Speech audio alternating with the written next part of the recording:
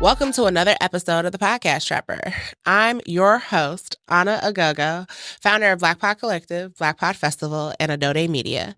Yep, 3 whole separate brands, and you who listen week to week, I know you're tired of hearing it, but have to do it for the new people. So this is a weekly podcast where I touch on behind the scenes of podcasting, as well as some tidbits about entrepreneurship, my experience as a community builder, podcast producer, studio owner, and so much more. This is not a how-to podcast. This is, though, a podcast where I'm really sharing my thoughts, insights, and so much more. So let's dive into this week's episode where I'll be talking about podcast listener reports.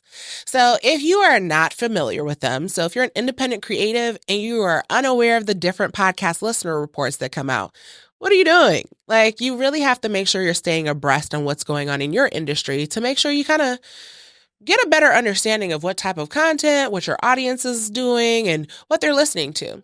And so that's the whole premise of podcast listener reports and just podcast surveys that pretty much take place throughout the year. Edison Research tends to be the number one go-to that puts out these reports. They do a lot of work to aggregate and understand like what is going on in the industry. And quite frankly, it's definitely needed. However, today's episode, I want to dive in on areas of opportunities that I see when it comes to a lot of these reports. And mainly, you're probably not going to be surprised when I say this, mainly around the collection of the race demographic that they get for these reports. So, for example, back in 2022, probably like November, December, they released the Women's Podcast Report. And it's basically the listenership and what women are listening to, how they're discovering podcasts, so on and so forth. And I know for me, whenever I look at these reports, I'm like, I have never gotten a survey for real for podcasting. Where are you getting this data? And that's typically what tends to happen is oftentimes it feels like our community is kind of left out because when you look at the results from these reports, it's a little skewed. I actually recently took some of the data from the Women's Podcast Report and provided it to my community to get an understanding of like, hey, these are the podcasts that they say that women are listening to. How many of you have even heard of these podcasts, not less to say listen to it? And you'd be very surprised how many people were just kind of like, I've never actually heard of that show, not less to say that this is the top listened to by women. And so when we think of some of the data, so I'm going to actually like look at the Women's Podcast Report and we'll see if like on YouTube, if we can make sure we include the information as you're watching this. But definitely for those who are listening to the podcast, we're going to link it in the show notes so that this way you have an opportunity to kind of see it for yourself. And one of the things that I loved is how long have you been listening to podcasts? Like those are some of the things that I always want to know is that are these newbie listeners who just kind of came, or are these listeners who've been in the area for quite some time? And what I'm seeing from this report, a lot of women seem to have hit into podcasting around COVID. So 71% of the audience was in the last 3 years. So to me, these are not typically going to be creators. These are not typically going to be people who found podcasting before it became the cool thing is what I always like to say, which there's nothing wrong with that because discoverability is always the most important. But the piece that I always find the most fascinating is the how are women listening to podcasts? So let's kind of break this down. They listen to podcasts with any video. 74% of women are listening to podcasts with a video element. If you watch my 2023 predictions for podcasting, you know that I talked about how short form content, video content was going to be huge. I mean, hey, that's why I actually have a video element because it's a lot of work. Baby, hair got to be done, makeup ready, lights, camera, action. And quite frankly, that's a lot of work. If I could just hit the mic like I used to back in the day and know that it would still get the same traction, I definitely would. But that's just not the case. When you have 74% of women, which I wonder what that number would be if it was all listeners, men, women, non-binary, children, so on and so forth. Next up is the frequency in which they listen with headphones. This, if you're wondering, like, why is this even important? This matters for how you are creating the levels with your audio. So if somebody's listening with headphones, you do not want to be on level 5,000 talking all loud in their ear, letting iPhone tell you about to go deaf. And 40% listening with headphones. The next thing is that I think has actually taken huge growth was listen via smartphone or tablets most often, 74%. So that says a lot to me because so many people watch content on their phone. This plays a role in how we are creating our content, the dimensions we're utilizing.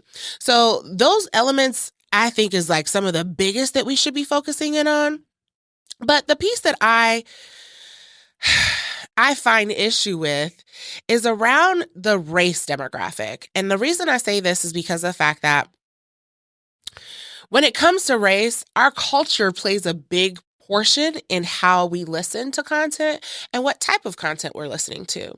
I say this because of the fact that when people report on women or report on certain demographics, they don't always include the specifics of how many of these women were Black.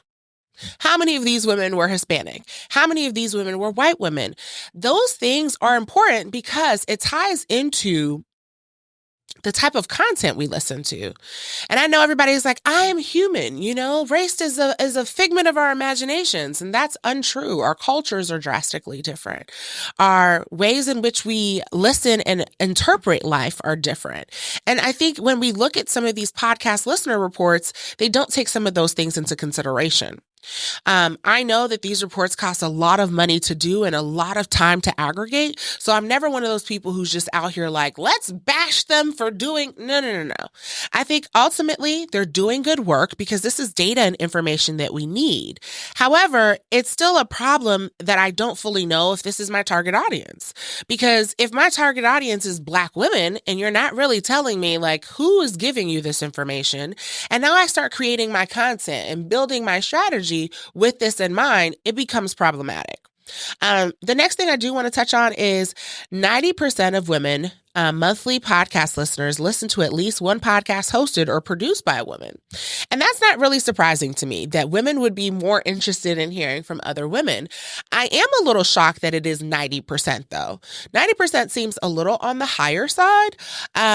But if I even have to think for myself, I mainly listen to podcasts hosted by women, unless it's a client, which I don't typically count client listenership as part of my listening habits because I don't have any choice. I have to actually listen to it. So the other thing I really want to touch on that I really loved from this report that I don't know if I've seen elsewhere because I do tend to read a lot of these reports is this particular question that they asked, which was how important is it that you listen to podcasts that include unfiltered conversations that can't be heard elsewhere? And 55% said that was important to them. And then the other one discussed topics that are taboo or controversial, and 40% said that. Now, I kind of hate that controversial piece because sometimes I feel like there's a lot of podcasts out there that are talking about controversial topics just to get a rile out of people. Like how they say all publicity is good publicity because of the fact that it gets people's attention. I don't really like that notion because it just feels like you're being combative for the sake of being combative. Now, if you have a controversial topic, something that is more it resonates with you and you have something impactful to add to the conversation, by all means. I look at that similar to how when all the stuff was going on with Kanye, everybody and their mama was having him on their podcast.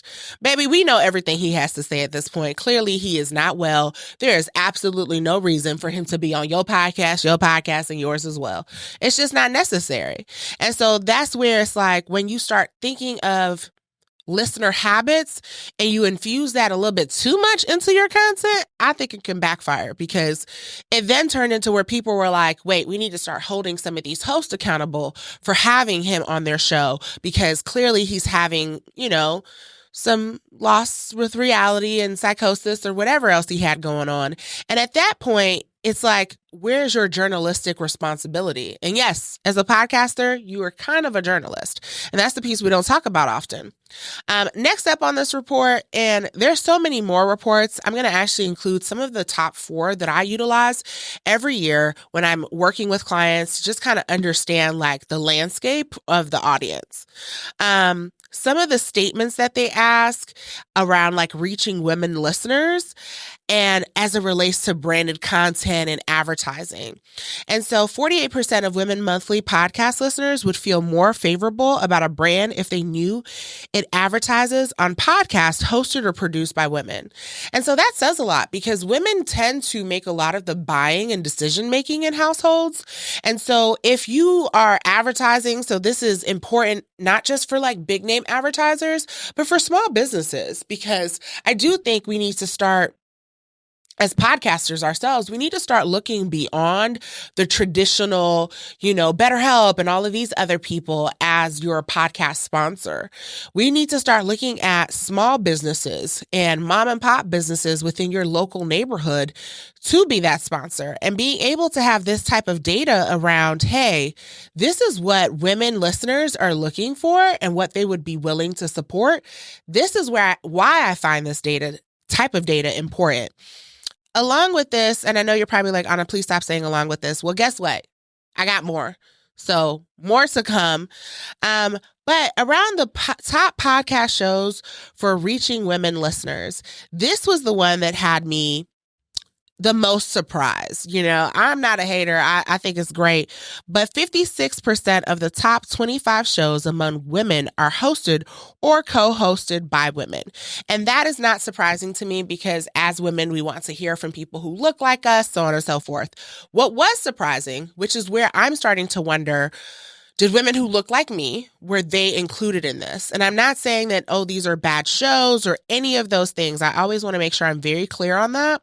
However, when I look through this top 25 shows, I don't think any of them were hosted by a Black person.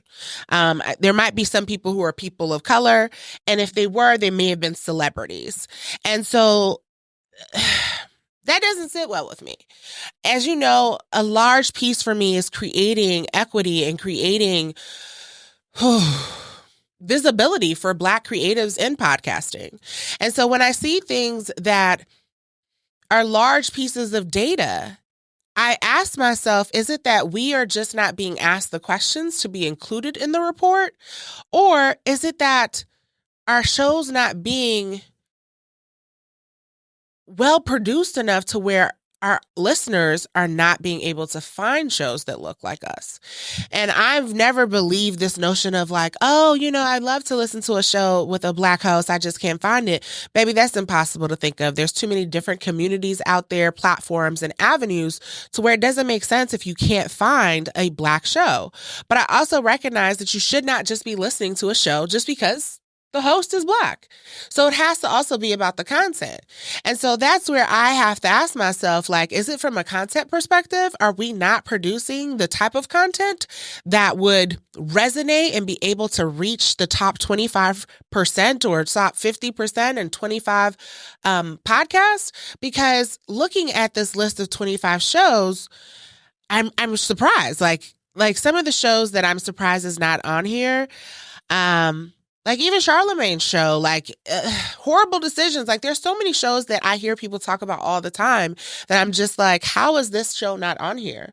And so it's not saying that these reports are wrong, but I always wonder, are these reports skewed based off of who's providing the data? And as much as I would love to be able to do something like this, but it's also something that's a cost prohibitive.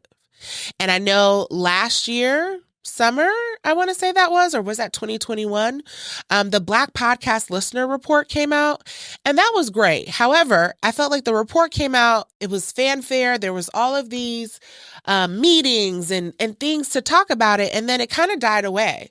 Like we moved on to the very next thing. The Latina Listener Report came out, women, and it's just kind of like, can we focus a little bit and kind of get back to that a little bit more? And it's not saying that we can't work on multiple avenues, because we're able to walk and chew gum, but at the same token, I would like to know what's next for Black podcast listeners. Where are you? Where are you spending your time? Because if that's my target audience, I need to know how to reach you a little bit better. For this particular show, that's not the target audience. I want to reach any and everyone who's interested in the podcast space, entrepreneurship, content creation, because it's beyond that. And so that's my little tidbit about podcast listener reports, is that I really want them to be much more diverse. I want them to have more data around who they're surveying. And I also want them to partner with more organizations in order to survey their audience and get the report out there to the masses. I've never had an organization reach out to say, hey, can you send this link for our survey to Black Pod Collective members, to the Black Pod Collective community? That's never been the case. And I think we need to start having more of that so that we can ensure that our community's voices are heard and are showing up in the data, because that's what tracks funding. That's what tracks where advertisers spend their dollars, spend their energy. So let me know what you think. Like, have you listened or watched or read any of these reports? What are your thoughts on them? Do you think that they're necessary? Do you think that as Black creatives, this is a tool and an avenue we should be utilizing to make our content? Or are you more along the lines of, hey, I don't see myself in this, so this is not something I'm going to utilize to make decisions? Let me know what you think. Shoot me an email, shoot me a DM. But I hope you found this information helpful, and I hope you found this conversation intriguing, and it's made you stop and think about how you look at these reports that come out. And if you're an organization or a company who creates these reports and you're listening or watching, reach out. I would love the opportunity to talk about this and see how we can make these improvements going forward. So please make sure you tune in. We are on YouTube, every podcast listening platform. Feel free to tell a friend that the Podcast Trapper is here. And until next week, have a good one.